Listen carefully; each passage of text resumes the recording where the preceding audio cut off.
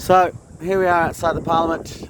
You can look on top of it. There's big CTV cameras. There's another one up there. We're seeing cops with riot gear. It's a pretty bloody sad day for democracy, really. It's the least we forget. Parliament was meant to be all about democracy, and like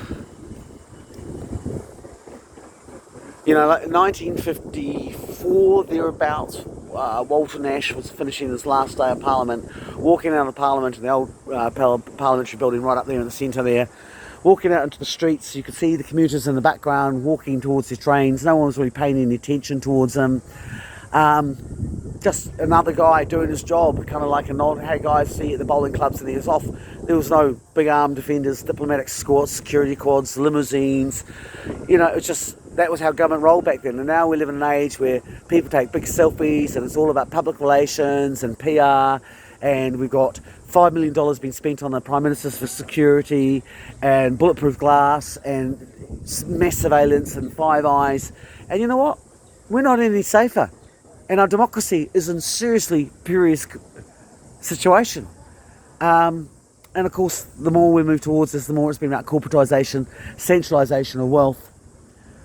And the world has just got sicker and sicker, and it's at the edge right now, or basically, we're in serious shit. I mean, right now you can see on the steps here the Ukrainian flag, so we're just turning around and decided to do that. No one's actually asked the New Zealand public whether they want to actually get involved in that conflict. Just this assumption, flash on the TV, babies, loved couples. And this, don't get me wrong, it's absolutely terrible what's happened in Ukraine, but it's also an extension of the superpower conflicts, which we've gone right back into.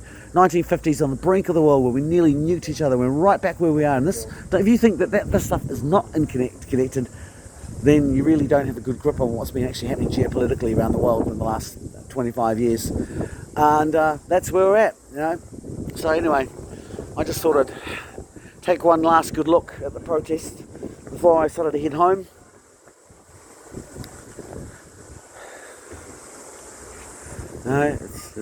It's been absolutely quite an amazing experience and a very humbling experience. There have been components of people here that, for example, my good friend Billy, these guys I just can't stand. They've tapped into it. They've been looking at ways to find, to collect Koa $160,000 Range Rover, or, Brian Tamaki was here up until the iwi turned around and had money provided to them for the conservation work, and suddenly his bikes and his amp up and disappeared. There are components of people here that actually said are here for an agenda, but overall the vast majority of people have been here because they actually give a shit.